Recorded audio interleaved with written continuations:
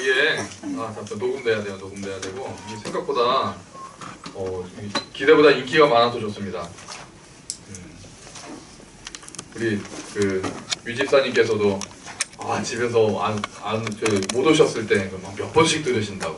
우리 황영경 집사님도 댁에서 여러 번 들으신다고 그러더라고요. 이거 감사하죠. 또 도움이 되고 잘 정리가 되면은 참 좋겠습니다. 자, 그러면 우리 이제 5번째 시간입니다. 우리 약간 지난주까지 좀 생각을 해볼까요? 자, 가보겠습니다.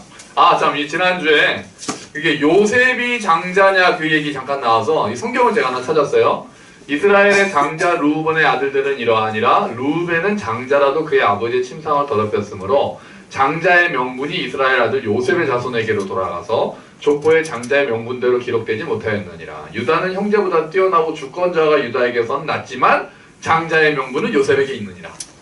그래요. 그러니까 요셉이 그래서 그 아들 요셉이 그 땅을 하나만 가지고 간 게 아니라 에브라임과 므낫세라는 두 아들 목까지 해서 2배를 받은 게 장자의 명분이 넘어갔기 때문이에요. 근데 사실 신기하게 우리가 볼 때는 가장 인정받는 지파는 유다 지파긴 하죠. 성경도 그냥 2가지를 다 얘기를 해준 거예요. 그러니까 이것도 이미 역대상은 유다 지파에 대한 이야기니까 유다 지파가 뛰어나긴 하지만 그래도 어쨌든 장자의 명분은 요셉에게 있다. 이렇게 되어 있는 구절을 제가 찾았습니다. 자, 그러면 이제 우리 약간 복습처럼요. 자, 구약의 시대 여러분 다시 볼까요? 제일 처음에 창조시대, 그 다음에 족장시대, 출애굽시대, 정복시대, 사사시대, 왕정시대, 귀환시대. 그래서 우리 지난주에는 창조시대와 족장시대를 했습니다. 창조시대와 족장시대, 그리고 그게 창세기였죠. 자, 그럼 오늘은 이제 어디로 갈까요? 오늘은 출애굽시대로 가고요. 출애굽시대 9페이지에 있습니다. 9페이지고 출애굽시대는 출애굽기, 레위기, 민수기, 신명기 이렇게 4가지의 그 말씀이 출애굽시대를 구성하고 있습니다. 자, 한번 볼게요. 자, 출애굽시대의 첫 번째는 애굽에서부터 시내산까지 가는 이야기를 지금부터 한번 해보겠습니다. 자, 그래서 1번은 뭐겠습니까? 애굽에서 노예 생활을 하는 거죠. 그러니까 이스라엘 자손이 이집트 요셉 때 이집트로 내려가서 고센 지방에 정착을 합니다. 이 고센 지방이 있잖아요. 고센 지방에 정착을 했는데 그 뒤로 요셉이 알지 못하는 바로가 생기고 한 400년 정도가 흐르면서 이스라엘 사람들이 이제 완전히 외지인이 되고 노예 생활을 한 얘기로 출애굽기가 시작을 하는 거죠. 그래서 출애굽기 1장, 뒤에 있는 거는 장수라고 말씀드렸어요. 출애굽기 1장입니다. 그 상황에서 두 번째, 2번은 뭐겠습니까? 모세 출생. 2장. 모세의 뜻은 물에서 건짐을 받았다가 모세입니다. 건짐을 받았다라는 게 모세라는 뜻입니다. 그래서 이제 모세가 어쨌든 떠내려가다가 갈대바다에서 떠내려가다가 이제 그 이집트 왕자, 이집트의 공주죠. 공주에게서 건짐을 받아서 모세라는 이름을 가지고 이집트 왕궁에서 살게 됩니다. 그리고 몇 살이 되었을 때, 40살이 되었을 때, 그러니까 자기의 민족적 정체성을 가지고 있었던 것 같죠? 그래서 아마 자기가 히브리 사람이라는, 엄마가 유모처럼 먹였으니까요. 그러니까 막 이게 있다가 어느 날 이집트 사람이 히브리 사람을 괴롭히는 걸 보고 바로 때려 죽였습니다. 바로 때려 죽이고 아무도 안 보는데 묻어버리고, 그 다음날 히브리 사람들끼리 싸우길래 왜 같은 민족끼리 싸우십니까? 그랬더니 아이고 어제는 이집트 사람 때려 죽이더니 나도 죽이려고. 그러니까 다 보고, 역시 다 보고 있어요. 비밀이 어디 있습니까? 그래서 모세가 그 얘기를 알고 도망가죠. 그때가 나이 40입니다. 40. 그래서 미디안 땅으로 도피합니다. 지금 나이 40이면 누구죠? 경인자매 40이에요? 그러니까 조심해. 이럴 때 이제 혈기 이럴 때 때려 죽이지 않도록 조심해. 제가 이 강의를 전에 있던 교회에서 한번 했었거든요. 그러니까 그때보다 많이 업그레이드 됐지만 제가 이거 강의할 때가 딱 40이었어요. 그래가지고 여러분 모세가 몇 살 때 떠났습니까?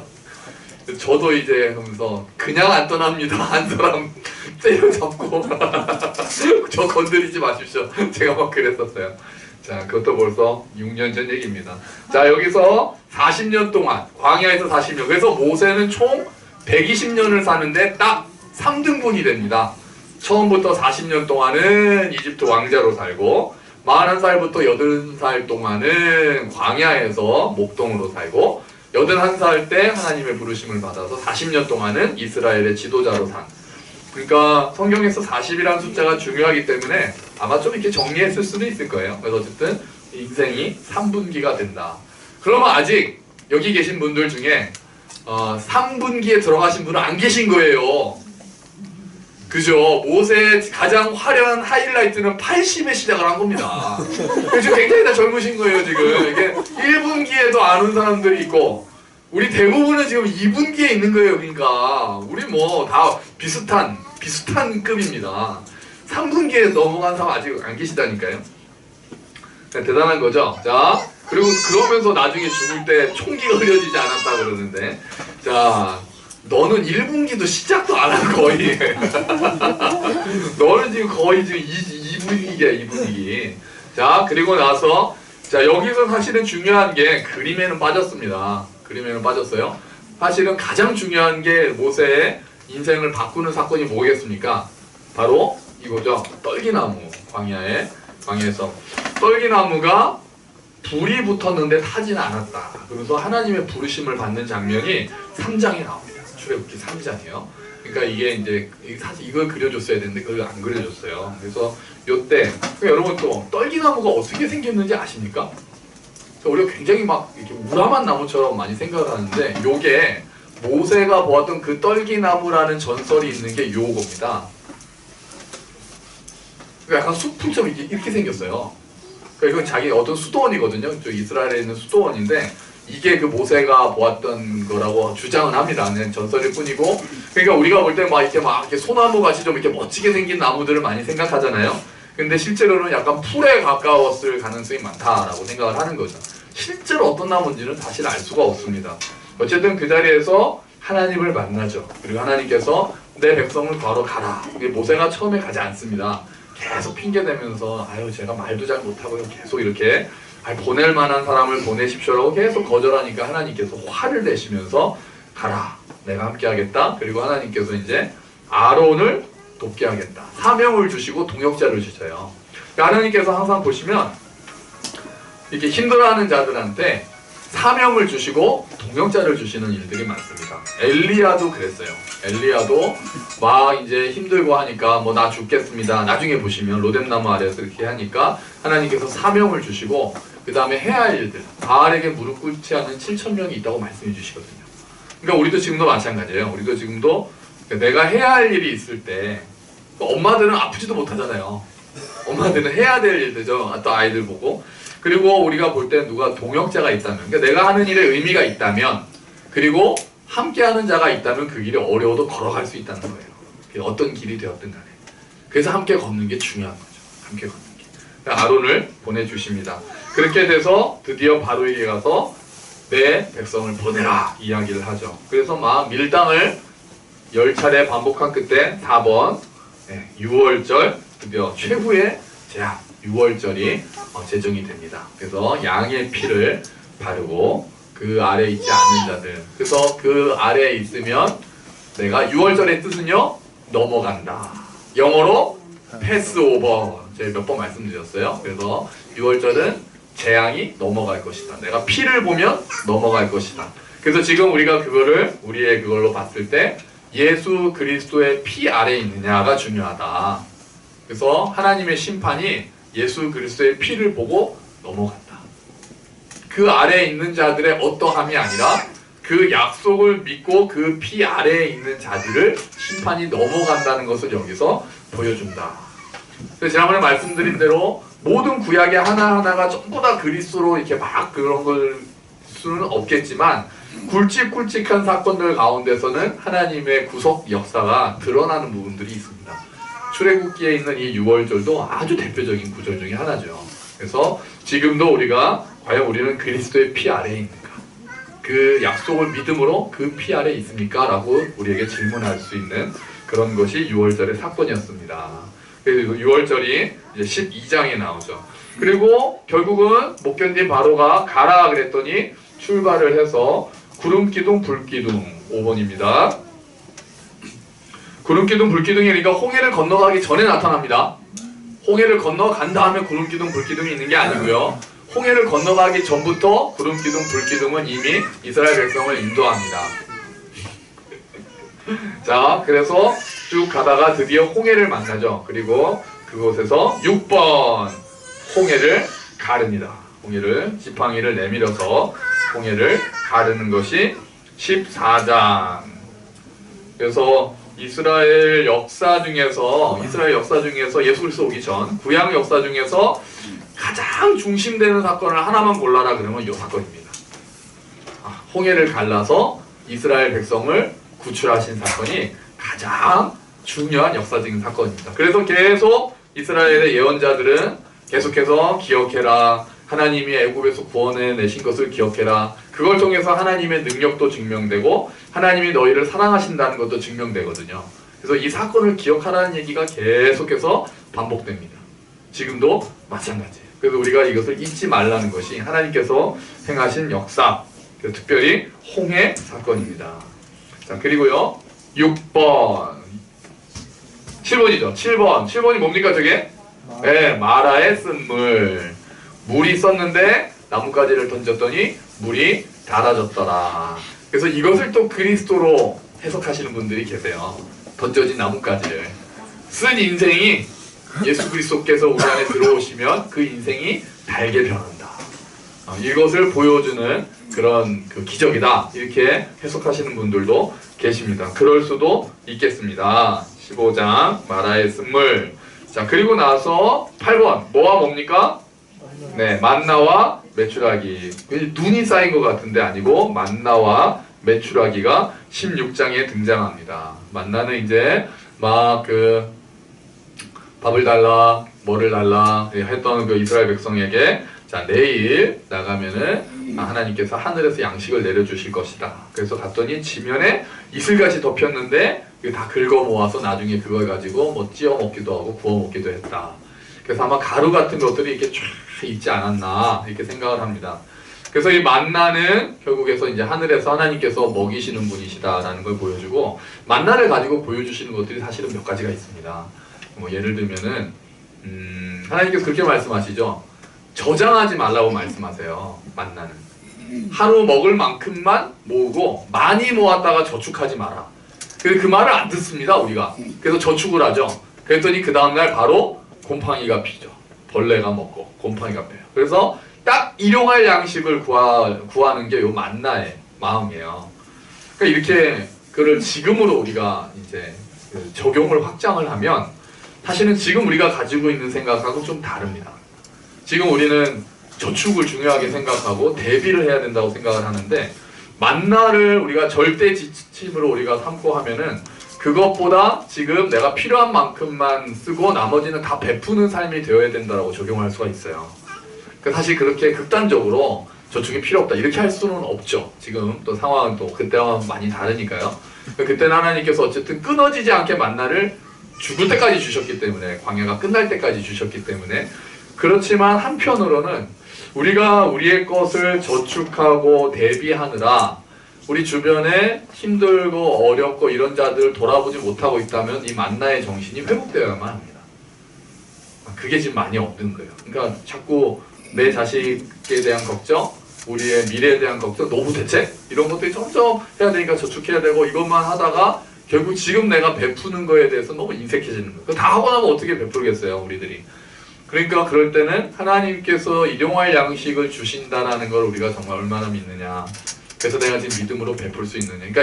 그러니까 그렇게 해야 된다라고 규칙으로 정하기는 어렵지만 내 마음가짐이 일용할 양식을 베푸시는 하나님에 대한 신뢰가 얼마나 있는가에 대한 시금석을 할 수는 있다는 거예요. 만나는 좀 가르쳐주는 게 많습니다. 지금 우리가 가지고 있는 이 돌아가고 있는 경제체제가 하나님이 주셨던 만나의 체제와는 좀 많이 달라져서 나눔이나 이런 것보다는 내가 일단 살아야 되는 것들이 점점 강해지는 것 같아서 좀 마음이 좀 아파질 때가 있죠. 만나는 사실 그래서 우리한테 사실 좀 어렵습니다. 그 나중에 결국은 예수님께서 생명의 떡으로 오시는 것도 보여주죠. 실제로 먹는 것은 우리의 영혼은 예수 그리스도가 양식이 되시니까요. 만나의 뜻이 뭡니까? 만나? 이게 뭐냐? 예, 이게 뭐냐? 여러분 캥거루의 뜻이 뭡니까? 이게 뭐냐? 아니, 캥거루는 나도 몰라요입니다. 나도 몰라요.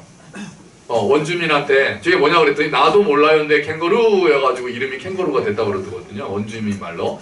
만나의 뜻은 이게 먹고 이게 먹고. 전에 제가 그 얘기했거든요. 이 먹는 거다 이가. 아 만나. 그래가지고 만나가 되었다는. 제가 만든 얘기예요. 자 그리고 만나. 자 메추라기가 왔고요. 자 그리고 나서 9번 바위에서 물을 내는 안반수입니다. 안반수. 바위에서 막 불평하니까 물이 없다고 불평하니까 바로 바위를 쳐서 물이 나옵니다. 근데 이걸 가지고 나중에 사도 바울이 이 물을 그리스도라고 해석을 합니다. 바위에서 나온 물을 그리스도라고 딱 사도 바울이 그렇게 해석을 합니다. 이야, 굉장히 묘한 해석이에요. 쉽지 않은. 그러니까 그리스도가 생수다라고 해석을 하면서 이 사건을 갖다 대는 거예요. 바위에서 나온 생수, 그분이 그리스도.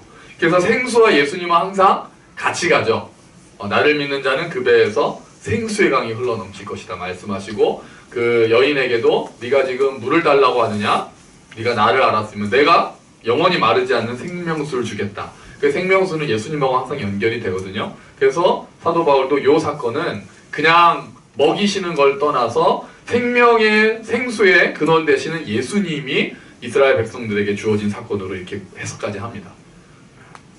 자, 그리고 나서 바위에서 물을 낸 요 사건 다음에 사실은 중요한 사건이 하나 있습니다. 여기 보면은 사실은 여기에서는 10번으로 바로 시내산 도착처럼 나와 있는데요. 그렇지 않고 그 전에 17장에 또 중요한 사건이 하나 있죠. 아말렉과의 전투가 요 17장에 또 있습니다. 아말렉과의 전투도 기억하시죠? 그래서 여호수아는 군대를 이끌고 가고 모세는 산 위로 올라갔습니다. 그래서 전쟁을 보면서 손을 들면은 이스라엘이 이기고 손을 내리면 이스라엘이 져서 하도 팔이 아파서 연세가 80이 넘으셨잖아요. 팔이 아파서 손을 내렸더니 자꾸 이스라엘이 지니까 아론과 훌이 와서 옆에서 손을 받쳐주고 모세는 안고 그렇게 해서 손을 계속 옆에서 받쳐주고 있었더니 이스라엘이 결국 이겼다. 그래서 전쟁은 누구에게 달려있다? 하나님께 달려있다. 이거를 보여주면서 하지만 동시에 여호수아의 싸움도 있었다는 것도 우리가 잊으면 안 되죠.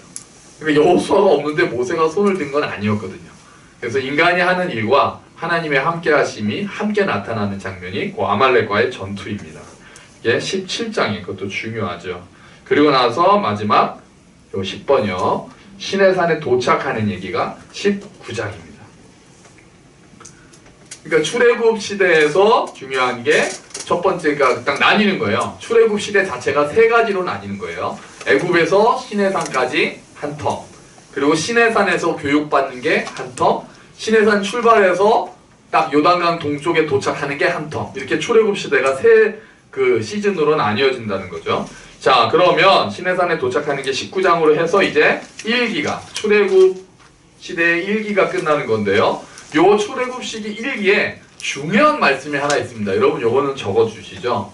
바로 이 말씀입니다. 왜 하나님이 이스라엘 백성 하나님 나라의 관점이라고 말씀드렸잖아요. 하나님 나라를 만드시기 위해서 먼저 백성을 만드신 얘기가 창조시대와 족장시대의 이야기고, 그리고 나서 이제 이 백성을 이끌고 땅을 찾아서 하나님 나라를 향해 그 땅을 찾아서 가고 있는데, 이제 레위기에서 법을 주실 건데요. 그때 그들에게 정체성을 알려주시는 게 출애굽기 19장에 딱 나와요.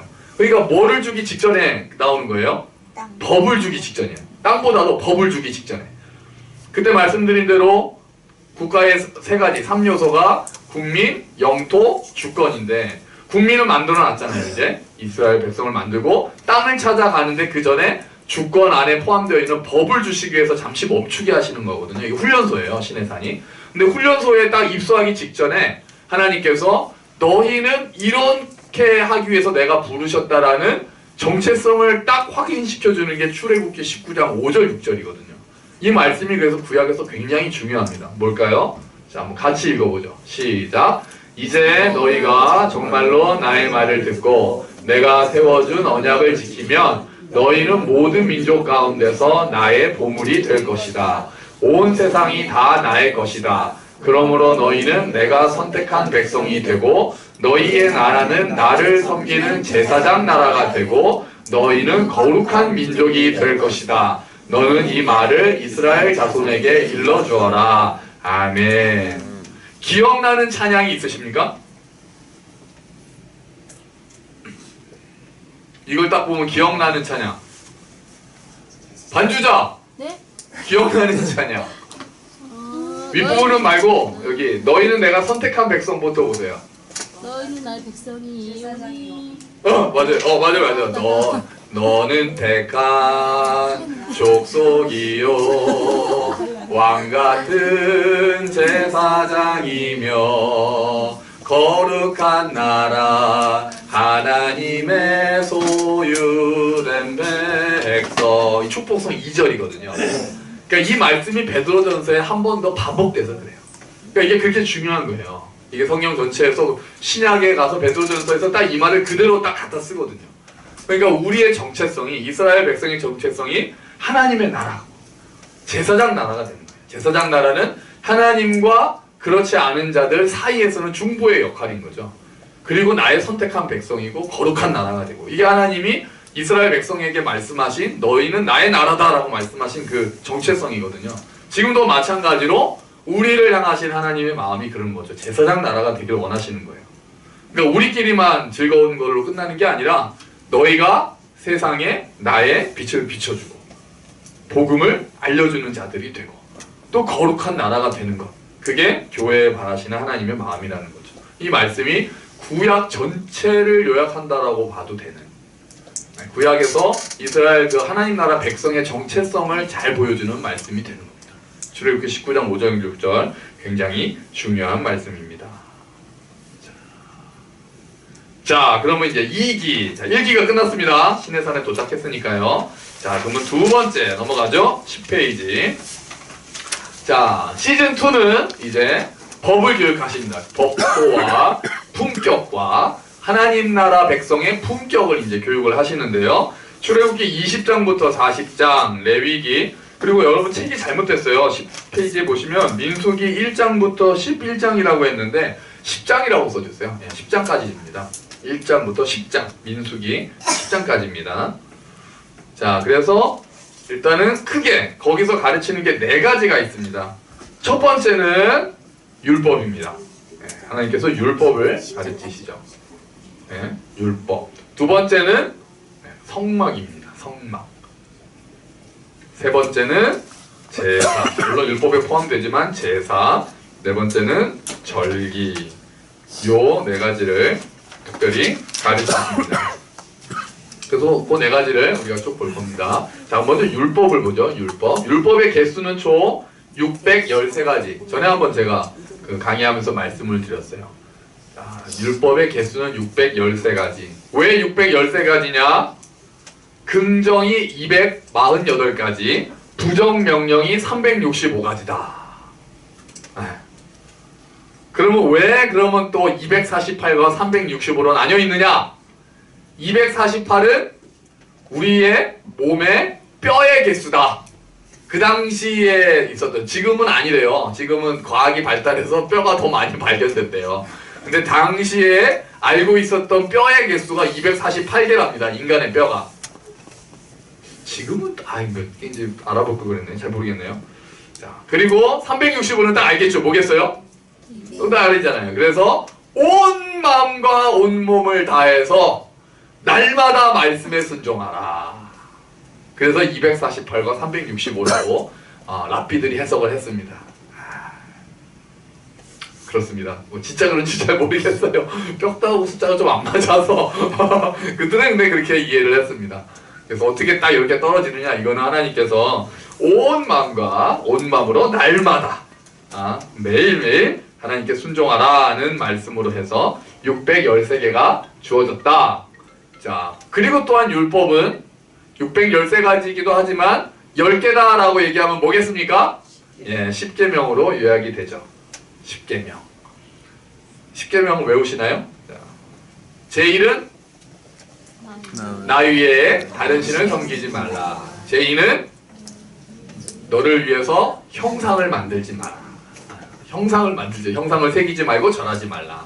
제3은 하나님의 이름을 망령되이 일컫지 마라. 네 번째는 안식일을 기억하여 거룩히 지키라. 5번 내 부모를 공경하라. 6번 살인하지 말라, 간음하지 말라, 도적질하지 말라, 거짓 증거하지 말라, 마지막에 탐내지 말라. 10개죠. 사실 이것도 이제 그 천주교랑 우리랑 십계명이 다르다는 거 아십니까? 네, 십계명 천주교는 그 형상을 만들지 말라가 없습니다. 없고 대신에 마지막에 탐내지 말라를 2개로 나눕니다. 내 이웃의 소유를 탐내지 말라와 아내를 탐내지 말라로 나눕니다. 그러니까 성경을 구약을 보면 원어는 1은 2는 이렇게는 안 돼 있어요.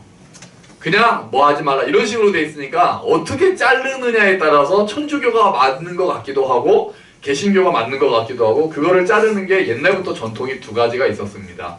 그런데 이제 지금 이제 개신교에서 볼 때는 천주교에서 형상을 새기지 말라라는 그거를 십계명에 넣지 않은 거는 그들이 좀 그 성모 마리아라든지 그런 형상에 좀 뛰어나거든요. 좀 이상하네. 그래서 그거를 굳이 형상을 새기지 말라를 그 우상을 섬기지 말라는 하나님만 섬기라는 1번과 2번을 굳이 나뉘어야 되냐는 의견이 있는 거예요. 근데 개신교에서는 그거는 2번은 그냥 우상을 섬기지 말라를 넘어서 이거는 하나님이야 라고 하고 어디다가 하나님을 새겨놓고 거기다가 전하지 말라는 거기 때문에 2개는 다르다 이렇게 주장을 해요. 이해가 되시나요? 그러니까 뭐 예를 들면은 뭐 알라신을 섬긴다거나 이거는 아예 1번을 어긴 거지만 이거는 하나님이야 라고 해서 새겨놓고 그거를 보라보면서 기도하는 거는 2번을 어긴 거라고 본다는 거예요. 이해가 되시죠? 좀 차이가 있죠. 근데 천주교 입장에서는 그 2개는 사실 별 차이 없으니까 그냥 묶어버리고 밑에 가서 소유를 탐내지 말라, 아내를 탐내지 말라. 근데 개신교는 그건 탐내지 말라로 묶어야지 어떻게 묶느냐의 차이는 좀 있어요.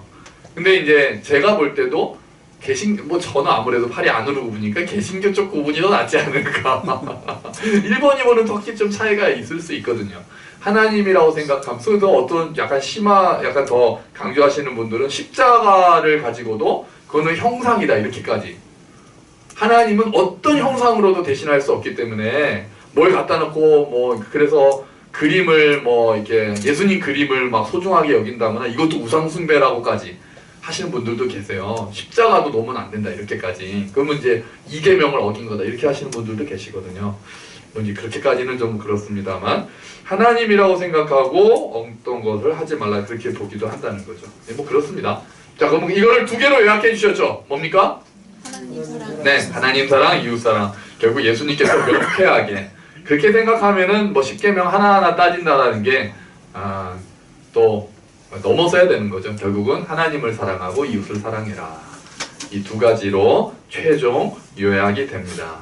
여러분 10계명 다음에 11번이 뭔지 아십니까? 11계명?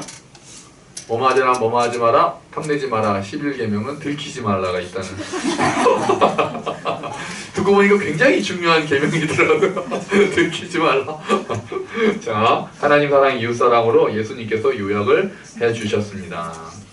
자, 그러면 다음에 이제 성막을 보죠. 자, 성막. 자, 이제 성막을 요 그림 이제 거기에 있는 그림인데요. 자, 한번 볼까요? 여기가 입구입니다. 입구로 들어가면은 번제단이고 이게 성막들인데요.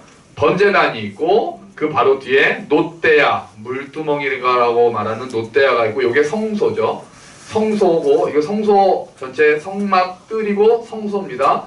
성소 안으로 들어가면은 등대가 있고 진설병, 이 떡이죠. 진설병 상이 있고요.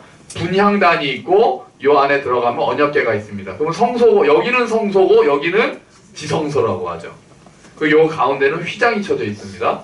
자, 그래서 이게 각각이 주는 의미가 있는데요. 그거를 조금 더 약간 다른 그림으로 단면도로 제가 다시 한번 사진 하나 더 보여드리겠습니다. 위에서 내려다본 모습입니다. 자, 그럼 이게 출입문이죠. 딱 들어가면은 번제단이 있고 이게 바깥들인데요. 성막 바깥들인데 번제단이 있고 물두멍, 놋대야가 있고 성소 안에 들어가면은 등대가 있고 진설병 떡 올려놓는 상이 있고 금향단, 분향하는 분향단이 있고 휘장을 지나서 들어가면 지성소가 있다. 여기에 증거궤, 언약궤가 있다. 그럼 요게 의미하는 것들이 뭐냐? 그러니까 그러니까 이거를 가지고 거의 막 1년, 2년을 설교하시는 분들도 계세요. 그래서 그건 뭐 아주 그냥 심오하기 이를 데 없는 대단하시더라고요. 근데 뭐 오늘 간단하게 우리는 이제 맥만 잡으면 되니까 하나씩 보면 이렇습니다. 자, 번제단은 뭐를 의미하느냐? 속죄, 칭의를 의미한다. 그러니까 번제단은 거기서 제사 지내는 거잖아요. 죄를 전가하고 그 수소를 태움으로써, 송아지를 태움으로써 하나님께 받아들여지는 거기 때문에 번제단이 의미하는 것은 우리가 이제 죄를 이제 하나님 앞에서 죄를 이제 씻김을 받았다. 그래서 우리는 의인이 되었다라는 것을 의미한다. 이렇게 봅니다. 그 다음에 물두멍은 뭐겠습니까? 그렇죠. 회개죠. 손 씻는 거니까요. 제사장들이 손 씻는 곳이거든요. 그러니까 우리가 칭의를 얻었고 번제단을 통해서 속죄를 얻었어도 우리가 날마다 하는 회개는 있죠. 목욕이 있고 발 씻는 게 있듯이 이제 그래도 우리가 하나님 앞에서 회개하는 마음이 있어야 되니까 다음으로 나아가는 곳은 이제 회개가 있다는 거예요. 그래서 예수님을 만나도 우리가 구원함을 받고 제일 중요한 처음 요소 중에 하나가 회개죠. 그게 떨어져 있지 않습니다. 그래서 하나님을 믿으면 우리의 생각이 바뀌고 회개가 막 감정적으로 막 어떤 눈물보다도 내 생각이 바뀌어서 삶의 방향이 바뀌는 거라고 말씀드렸잖아요. 그래서 이렇게 물두멍은 회개를 의미한다. 이 금 등대는 뭘까요? 교회는 아니고 교회이기도 한데 그거보다 금등대는 딱 그냥 빛이에요. 빛. 그래서 요거는 예수님, 빛으로 오신 예수님을 의미한다. 지금은 이제 그렇게까지 보죠. 물론 유대인들은 이렇게 해석 안 하죠. 하나님이 빛이시기 때문에 우리의 길을 밝히시고 우리의 삶을 밝히시는 분, 우리는 이제 예수님께서 스스로 나는 빛이다 말씀하셨으니까요. 자, 그러면 요 진설병, 이 떡이거든요. 떡. 요 떡은 뭐를 의미하겠습니까? 자, 첫 번째는 화목잔치입니다. 그러니까 하나님과 화목되어서 함께 먹는다라는 의미가 있다는 거예요. 그러니까 속죄를 하고 회개한 자들은 이제 빛 가운데로 들어와서 하나님과 먹고 마신다는 거예요. 더불어 먹고 마신다. 그 떡을 먹는 거죠. 그러니까 먹는 게 빠지면 안 되잖아요. 그런데 우리는 또 이제 예수님께서 나는 뭐다? 나는 생명의 떡이다 말씀하셨잖아요. 그래서 여기에도 예수님이 계시네. 우리는 그렇게 얘기를 하는 거죠. 그들은 그렇게 보지 않죠. 우리는 등대를 보면서도 야, 예수님이 빛이시고 생명의 떡이라고 하셨으니까 그럼 어쩌면 예수님께서도 당신을 그렇게 지칭하실 때 성소를 염두에 두고 하셨을 수도 있죠. 그 안에 있는 것들이 다 나를 가리키는 거다. 그렇게 볼 수도 있겠죠. 그래서 요 안에 진설병은 하나님과, 제사 자체는 하나님과 이제 같이 떡을 먹는 교제를 의미하는데 이게 또 우리 신약의 눈으로 보면은 결국은 또 예수님, 생명의 떡이신 예수님을 보여주는구나 이렇게 본다는 거죠. 자, 그 다음에요. 금향단. 여기서 향을 피우는데 향을 피우는 것은 뭘 의미합니까? 기도. 네, 맞아요. 두 가지가 있어요. 하나는 기도, 중보입니다. 중보. 여기서의 기도는 예수님께서 우리를 위해서 기도하신다고 그랬거든요. 지금도. 그걸 통해서. 그래서 이 향을 하면은 하나님께서 기쁘게 받으시는 향이라고 해요. 이게 요한계시록에 가면은 이 향은 성도들의 기도니라. 그래서 우리가 기도하면 그게 하늘로 올라가서 하나님을 기쁘시게 한다. 그래서 우리의 입장에서는 기도라고 보는데 그 전에 중보하시는 예수님을 의미한다. 그래서 하나가 한 개의 의미만 있지는 않아요. 여러 가지 의미가 있는데 그 중에서 어쨌든 분향단은 중보, 특히 예수 그리스도의 중보, 그리고 이제는 우리 성도들의 기도를 상징한다 이렇게 본다는 거죠. 자, 그리고 휘장을 지나 담대히 증거궤, 뭐겠습니까? 이제 하나님의 임재하심입니다. 하나님 보좌입니다. 증거궤, 언약궤, 하나님의 보좌를 의미합니다. 그래서 지성소는 하나님이 계신 곳이죠. 그래서 지성소는 모든 사람들은 들어갈 수가 없었습니다. 대제사장만 1년에 단 한 차례 들어갔던 곳이 이 지성소입니다. 지성소는요, 함부로 못 들어가고, 왜냐하면 하나님이 계시는 곳이기 때문에. 그래서 이 휘장을 지나서 이제 속죄일이 되면 좀 이따 나옵니다. 대제사장이 들어가서 이스라엘 전체의 죄를 하나님 앞에 용서를 빌죠. 그래서 이제 전승에 따르면 그 대제사장은 그 딸랑딸랑하는 방울을 차고 다녔고, 다음에 발목에다가 긴 밧줄을 달고 들어갔다 그러죠.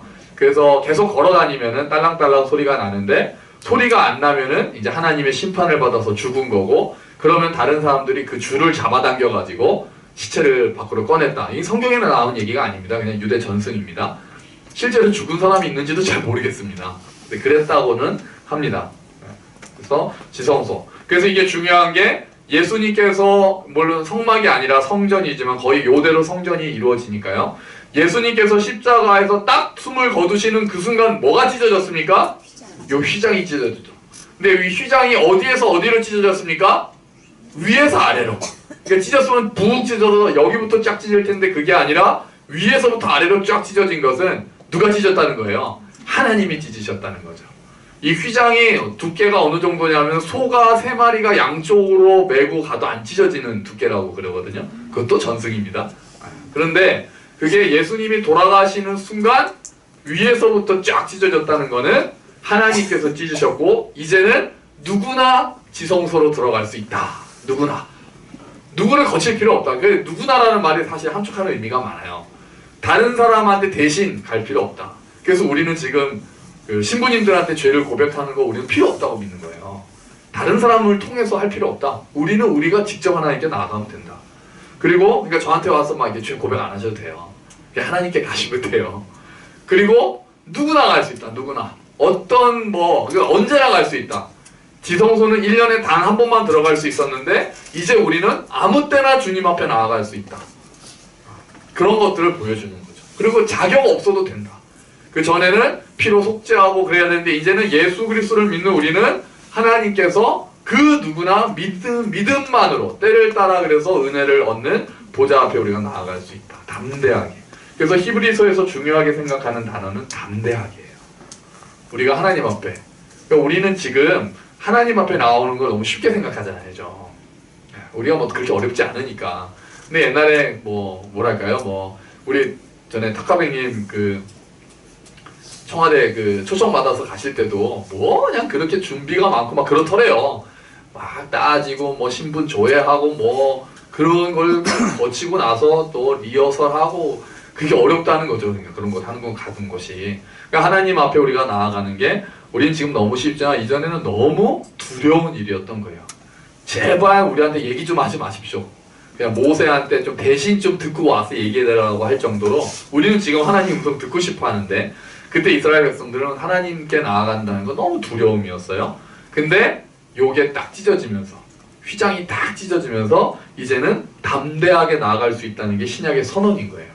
그 당시엔 그게 너무 중요했던 거예요. 하나님께 담대하게 나아간다는 게. 지금도 우리가 우리의 어떤 죄를 인식하기 시작하면 정말요. 살아계신 하나님 앞에서 내가 얼마나 죄인인가를 인식하기 시작하면 제일 처음에 드는 마음이 두려움입니다. 나 같은 사람이 하나님 앞에 나아갈 수 있을까라는 두려움.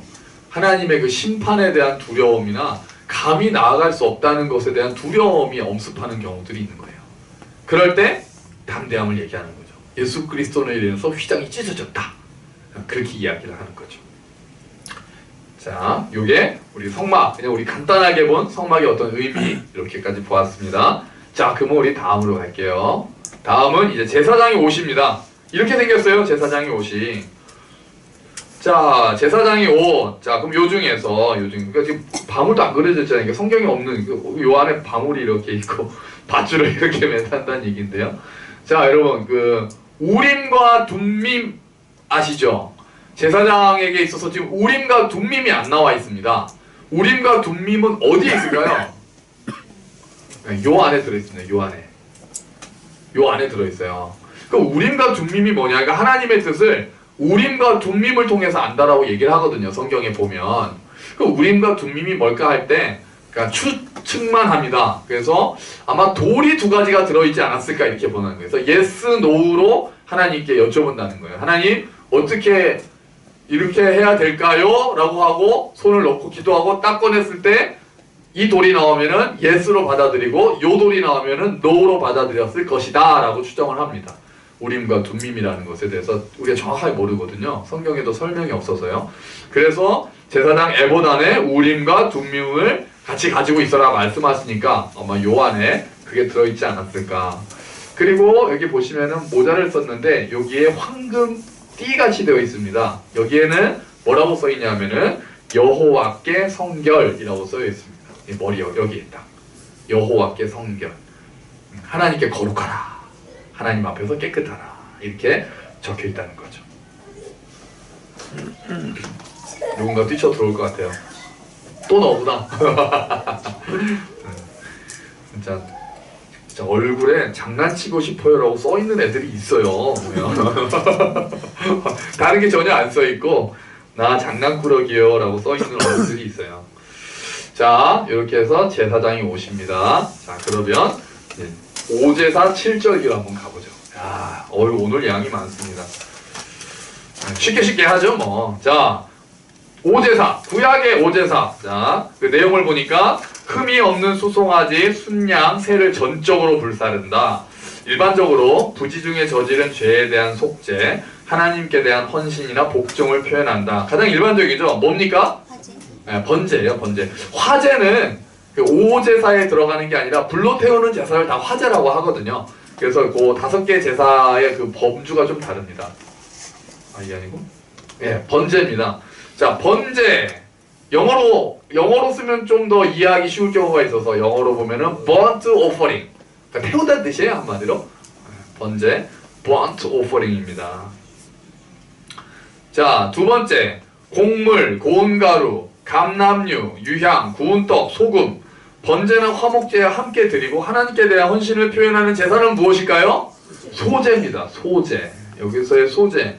이 소제, 이런 말이 어렵습니다. 소자가 본래 소자, 바탕 소자, 이런 소자입니다. 그러니까 작은 소 이런 게 아니거든요. 그러니까 우리가 잘 안 쓰는 단어예요. 그래서 오히려 영어로 보면은 완전히 뜻이 다릅니다. 영어는 grain offering이에요. 곡식 제사라는 뜻이에요. 곡식 제사. 그러니까 요 소제라고 쓴 게 조금, 그러니까 이게 기존 그거랑 좀 이렇게 뭐랄까요, 잘 매칭이 안 돼서 우리가 좀 이해하기가 좀 쉽지 않은 거죠. 여기서 소제, grain offering. 그래서 유일하게 피가 들어있지 않은 제사입니다. 소제는요. 그래서 헌신을 표현한다. 자, 세 번째, 감사와 교제, 공동 식사를 포함하는 제사가 뭡니까? 화목제. 화목제는 영어로 fellowship offering입니다. fellowship. 이거 보기에도 쉽죠. 화목제, fellowship offering. 그래서 관계 회복. 그래서 예수 그리스도는 번제이기도 하고 소제이기도 하고 화목제이기도 하고 속제제, 속번제 다 해당이 되시죠. 그래서 여기서 굉장히 중요한 게 거기 그 제가 책에 쓴 것 중에 공동 식사를 포함한다는 게 굉장히 중요합니다. 그 나머지 제사는 같이 나눠 먹을 수 없습니다. 일부만 제사장이 먹을 수 있고 나머지는 같이 먹으면 안 되거든요. 근데 화목제만큼은 반드시 사람들하고 3일 내로 다 같이 먹어야 합니다. 3일이 지나고 나면 버려야 합니다. 그래서 될 수 있으면 많은 사람들하고 짧은 시간에 먹어 치워야 되는, 그래서 잔치를 회복하는 제사가 화목제다. 그리고 네 번째요. 수송아지, 순용소, 암염소, 비둘기, 고운 가루, 특정한 죄에 대한 의무적인 속죄다. 이게 그 네 번째랑 다섯 번째랑은 제사가 조금 구분하기가 어렵거든요. 근데 어쨌든 네 번째는 이게 속죄제죠. 우리가 잘 알고 있는 속죄제요. 이게 영어로 sin offering입니다. sin, 제사, 속죄제. 그럼 그 다음 제도 똑같이 특정한 죄에 대한 의무적인 속죄거든요. 그러니까 언제 속죄제를 드리고 언제 속건제를 드리는지가 조금 모호합니다. 성경만 봐서는. 그런데 이제 속건제는 답이 나왔구나. 특징이 하나 있는 게 보상을 하고 20% 벌금을 묻어서 줘야 된다는, 더해서. 그게 뭡니까? 속건제. 근데 이 속건제가 영어로는 또 이거거든요. guilt offering이에요. 그러니까 별로 차이가 안 나는 거예요. 속죄제랑 속건제도 이름만 봐서는 이게 특별히 무슨 의미인지 기억이 잘 안 나죠. 그럼 여기 속건제할 때 건자가 무슨 건자인지 아십니까? 요 건자? 이게 듣도 보도 못한 허물 건자입니다. 허물 건자. 네, 제가 한문을 봐도 제가 진짜 처음 보는 단어였어요. 처음 보는 단어. 그리고 용례를 찾아봤는데 찾을 수가 없습니다. 거기 나온 단어가 다 제가 모르는 단어. 그러니까 지금은 우리가 쓰지 않는 허물 건자입니다. 그러니까 영어로 보는 것이 편한데 그냥 봐서는 속죄제와 속건제가 별로, 그러니까 의미가 차이가 없는 것 같은데, 다만 제사를 드리고 나서 20% 보상을 해준다라는 그런 측면에서.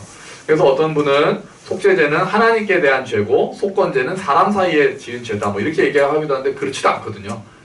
꼭 그렇지도 않아요. 그래서 정확하게 구분을 하기는 어려우나 어쨌든 벌금, 보상이 있으면 속건제에 해당이 되는 거다. 그냥 이렇게만 알고 계시면 됩니다.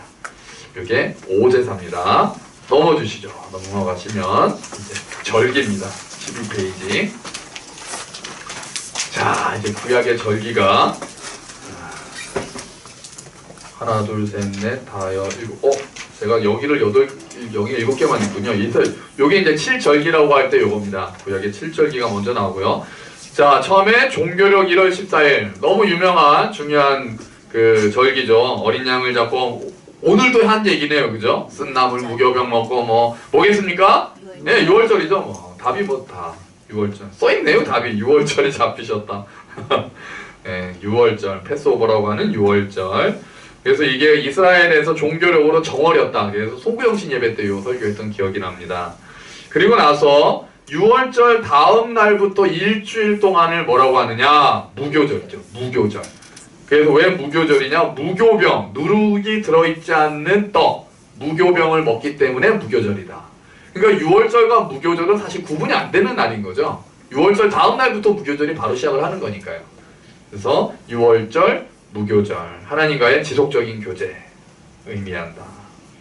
세 번째, 6월절 이후에 첫 번째 안식일 다음 날인데 그 해의 첫 곡식인 보리를 들고 성소에 들어가서 제물로 드리고 예수님께서 근데 초실절에 나왔네요. 그래서 초실절입니다. 세 번째 절기 초실절, 처음 열매란 뜻이죠. 그래서 예수님께서 잠자는 자들의 첫 열매가 되셨다 하는 게 초실절입니다. 부활절이 초실절이었어요. 6월절이 지나고 나서 첫 번째 안식일이기 때문에 그 다음 날이기 때문에 초실절.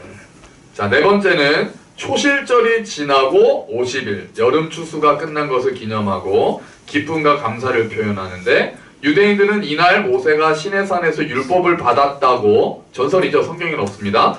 그리고 이제 우리 입장에서는요. 성령님께서 오신 날이죠. 뭐겠습니까? 오순절이죠. 오순절. 그러니까 초실절 후에 50일이기 때문에 오순절이 되는 거예요. 그럼 여기 같은 말이 있습니다. 오순절이라고도 하고 또 뭐라고 하냐면은 77절이라고 하죠. 77에 49니까. 그리고 또 뭐라고 하느냐 하면은 현재 한국에서는 주로 이렇게 부릅니다. 뭘까요? 맥추절이에요. 이게 세 개가 같은 겁니다. 보리를 추수하기 때문에 여름 추수가 끝난다라는 것을 보리를 추수하는 거죠. 그러니까 초실절은 첫 곡식을 들고 가는 거고 이제 일반적인 여름 추수, 보리 추수는 이때 끝나는 거예요. 그래서 맥추절이라고 하죠. 오순절, 77절, 맥추절.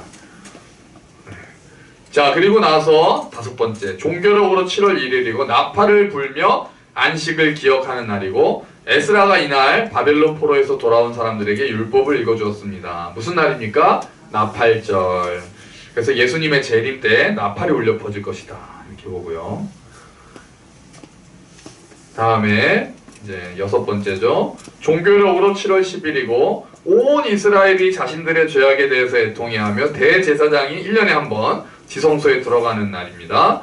뭐겠습니까? 속죄일입니다. 그러니까 이건 속죄일이라고 합니다. 절이라고 안 하고요. 속죄일. 그리고 매 50년째 속죄일에는 희년을 선포한다. 요즘 이 얘기가 많이 나오죠. 희년 선포, 희년 정신, 모든 것을 빚을 다 탕감해주고 요거 때문에 많이 나옵니다. 이런 날 오면 좋겠죠. 이런 날 뭐 채권자들은 싫어하겠죠. 근데 진짜로 성경에도 그거를 다 예상하고 그런 게 있어요. 희년이 가까이 왔다고 빚을 막 갚게 하거나 하지 마라 이런 얘기가 있어요. 이게 다 아는 거예요. 그러니까 채권자 입장에서는 50년이 되면은 어차피 빚을 다 떼이니까 막 그 전에 막 그래서 이제 안 빌려주려고 그러고 그런 일들이 있는데 그러지 마라 이렇게 성경에서 나올 정도죠. 그래서 지금도 이 희년 정신을 어떻게 회복하느냐가 굉장히 관심사가 많습니다. 현대적으로 어떻게 희년을 이 정신을 살릴까 해서 가장 요즘 관심을 가지고 이야기하는 부분 중에 하나가 그 부채 문제입니다. 부채 문제.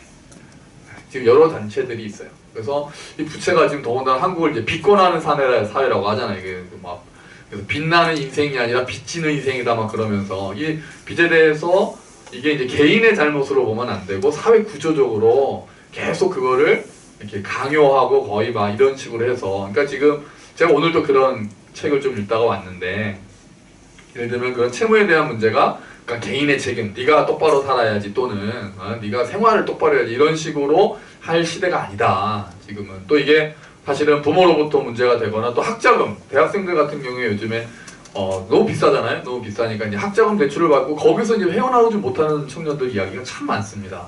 근데 문제는 뭐냐면 이 얘기를 하면서 그들이 공통적으로 하는 얘기가 교회에서도 그 얘기를 못한다. 그 얘기가 꼭 나오더라고요.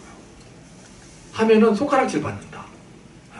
네가 똑바로 그러니까 네가 규모 있게 뭐 이런 식으로 하니까 교회에서도 그게 너무 고민되고 하는데 그러면서 이제 요즘 뭐 희년 살리기 이런 그 기독교 사회 단체들이 좀 있습니다. 그래서 그런 청년들 예를 들면 부실 채권을 사서 그러니까 그 채권들을 사서 소각하거나 그 청년들한테 해서 일정액을 탕감해주거나 하는 것들이 지금 막 여기저기서 사회 운동으로 하거든요.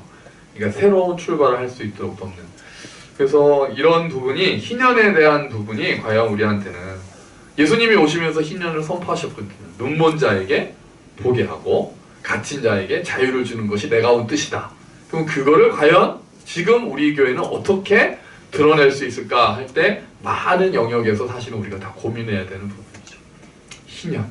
그래서 속죄일이 이제는 희년이라는 차원에서 굉장히 중요하게 이야기가 되고 있습니다.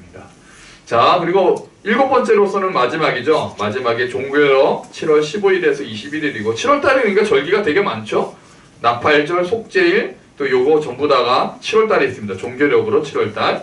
추수가 모두 끝나고 이스라엘 백성들이 광야에서 초막에 거했던 것을 기념하기 위해 초막에서 일주일 동안 거주했으니까 뭐겠습니까? 초막절이죠. 예, 장막절, 예, 장막절이라고도 하고 초막절이라고도 하고 또 하나 수장절이라고도 합니다. 거두어서 저장한다. 곡식을 거두어서 저장한다. 그래서 장막절, 초막절, 수장절. 지금 우리 교회가 지키는 것 중에 요즘 한국 교회가 지키는 거는 뭘까요? 추수감사절이죠. 예, 제가 전에 감사절 때 초막절 설교 한번 했잖아요. 추수감사절이 이때가 됩니다.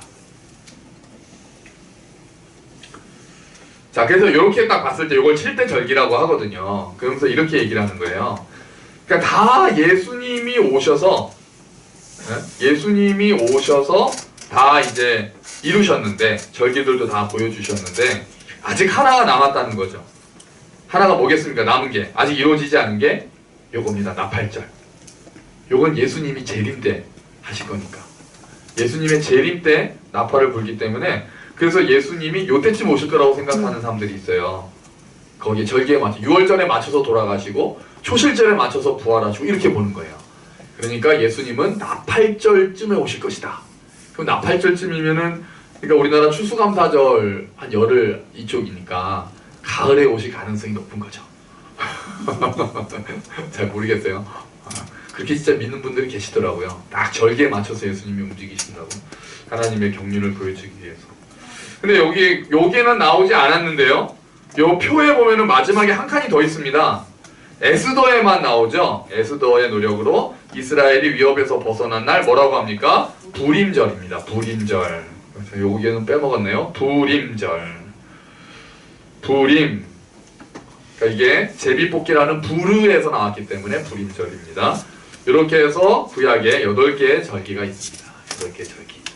그래서 레위기에는 사실 부림절은 없겠죠. 부림절은 나중에 에스더 시대에 나와서 그 뒤로 지키는 거고요. 그 전까지 7개가 레위기에서 하나님께서 지정하신 그 절기입니다. 7대 절기. 그렇습니다. 자, 오늘 그래도 13페이지까지 할게요. 좀 많지만 그래도 오늘 출애굽 시대는 한 시대는 끝내버리고 가는 거죠. 자, 그러면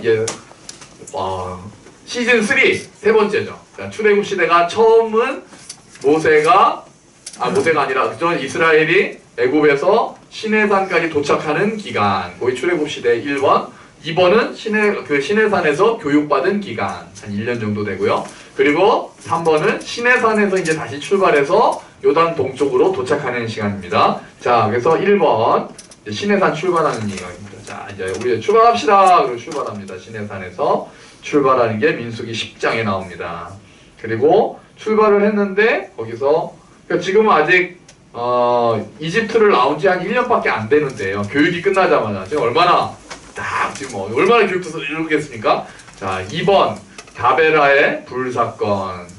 하나님께 원망하다가 불이 나와서 막 다 아뜨거 하는 장면이죠. 하나님께서 불 살라 버리셨습니다. 자, 다베라 불사건. 그리고 3번 이 여자 누굴까요? 네, 미리암입니다. 미리암. 모세의 누이. 아론하고 하나님이 너하고만 말씀하시냐? 라고 막 따졌다가 문둥병이, 피부병이 걸리는 그 심판을 받죠. 미리암.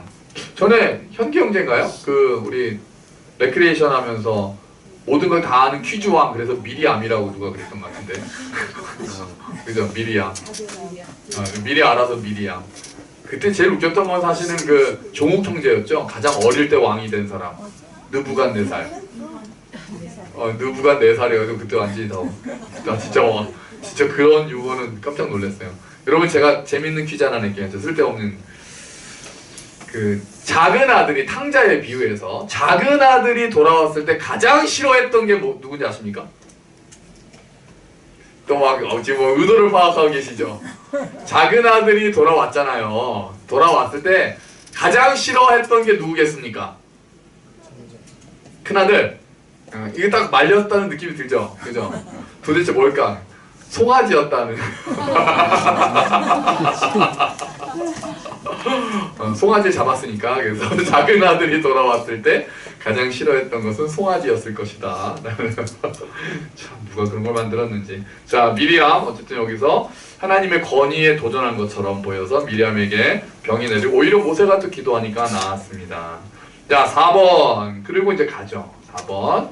자, 12정탐꾼입니다. 12정탐꾼. 너무 유명한 사건. 지금 보시면 여기 12명이에요. 근데 보니까 두 사람은 이렇게 손을 들고 있고 나머지는 고개를 숙이고 있잖아요. 손을 들고 있는 두 사람이 누구겠습니까? 여호수아와 갈렙이죠. 싸우자! 이거고 나머지는 안 된다. 이게 13장.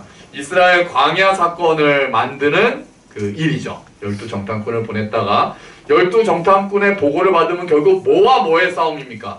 이겁니다. 밥이냐 메뚜기냐의 싸움입니다. 자, 그 중에 12명 중에 10명은 아유, 우리는 갔더니 메뚜기다. 그들이 볼 때는 메뚜기 같더라. 우린 상대도 안 된다.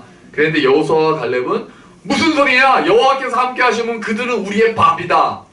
그래서 이제 나를 밥으로 보느냐 메뚜기 보면 좀 비싼 것 같은데 나를 메뚜기로 보느냐 아니면 저 밥을 먹는 사람으로 보느냐 시각의 차이였죠. 그러니까 똑같은 걸 봤어요. 그들은 관찰은 똑같았습니다. 근데 믿음이 달랐어요. 신기하죠. 저기 이 장면을 보면 임진왜란 직전에 일본을 방문해서 돌아왔던 두 사람이 생각납니다. 김성희라고 황윤길이 갔었죠. 동인과 서인 대표로 가서 똑같이 도요토미 히데요시도 만나고 똑같이 일본 사람들 보고는 돌아와서 황윤길은 그렇게 얘기하죠. 도요토미 히데요시를 만나보니까 바뀌었나요? 좀 헷갈리네. 둘 중에 하나인데 어쨌든 한 사람은 그렇게 얘기하죠. 아주 그냥 야심이 많아 보이고 걔네 준비도 굉장히 전쟁 준비가 좀 돼 있는 것 같으니까 우리가 지금부터 정신 차려야 되겠습니다.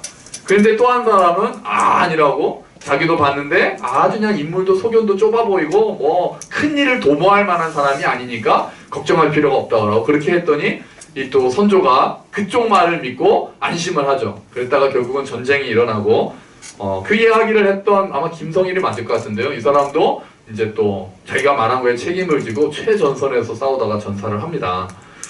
그러니까 같은 거를 봤어요. 같은 거를 봤는데 그것을 받아들여서 해석하는 마음은 달랐던 거죠. 똑같은 걸 보고도. 그러니까 이게 팩트 자체가 다를 때는 법을 했잖아요.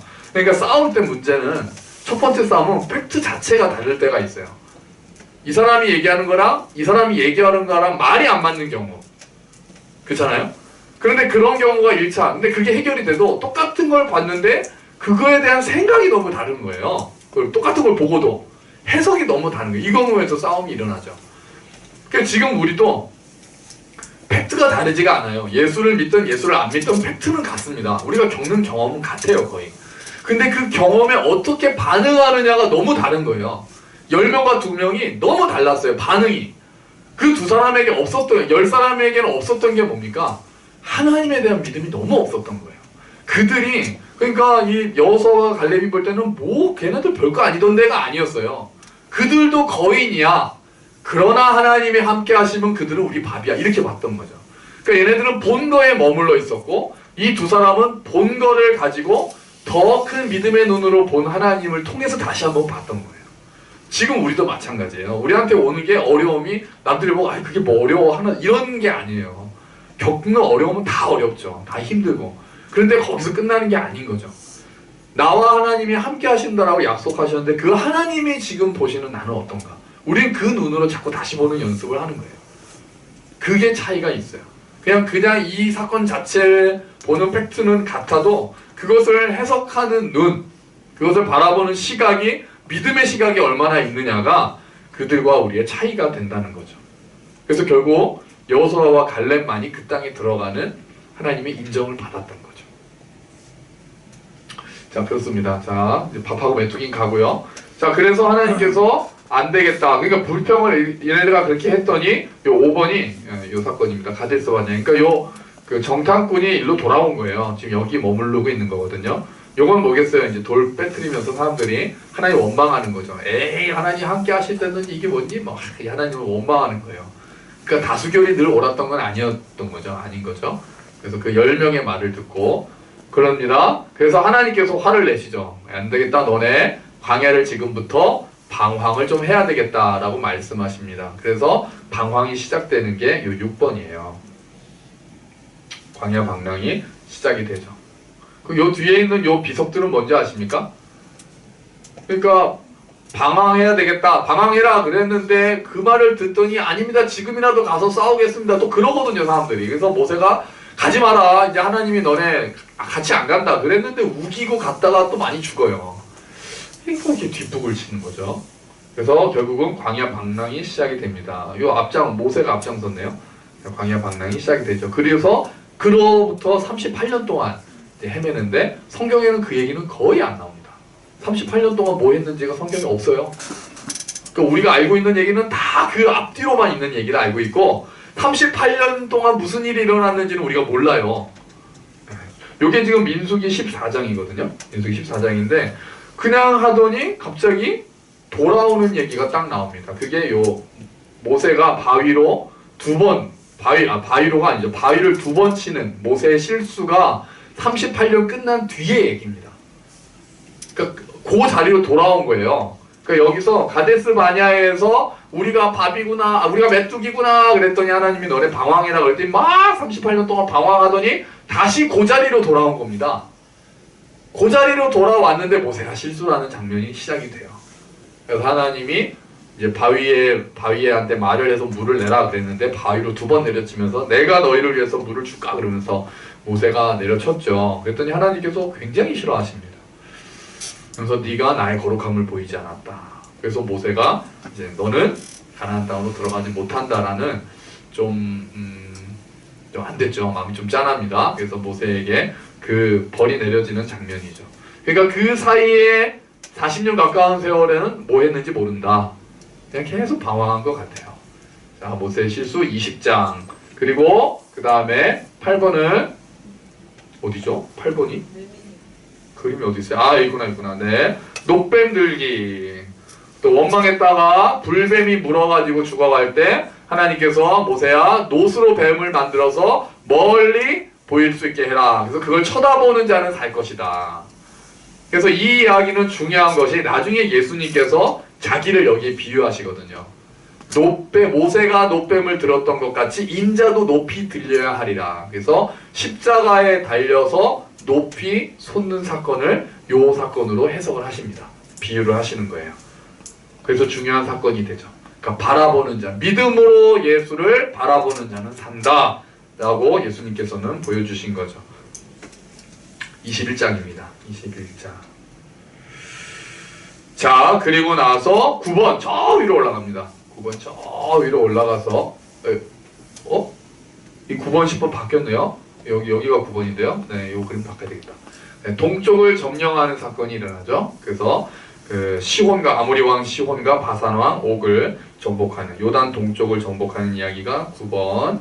그리고 10번은 우리 홀리안, 우리 현계 형제님께서 발견하고 너무나도 놀라워했던 발람, 그 말하는 당나귀 사건 21장이죠. 그리고 마지막은 요게 그 전에도 나왔었죠. 11장 11번 모세의 유언 장면이 이제 신명기 전체죠. 그래서 요단강 동쪽에 모압 평지에 딱 도착해서 이제 모세가 회고도 하고 또 가서 지켜야 될 것들 이야기하면서 광야 생활을 총 정리하고 이제 모세는 죽는 장면, 여기까지가 이제 신명기가 되겠습니다.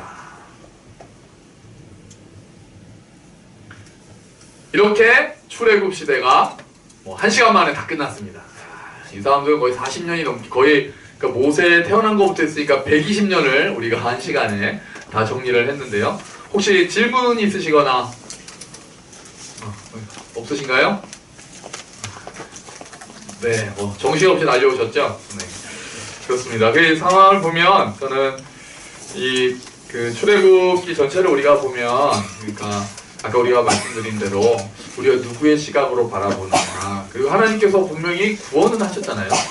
홍해 바다에서 구원은 하셨는데 그 다음의 상황은 정말 하나님 말씀에 순종을 해서 가나안 땅으로 들어갈 수 바로 들어갔으면 얼마나 좋았겠습니까? 그러지 못하고 불순종으로 인해서 계속해서 헤매는 장면이 나오는 거죠.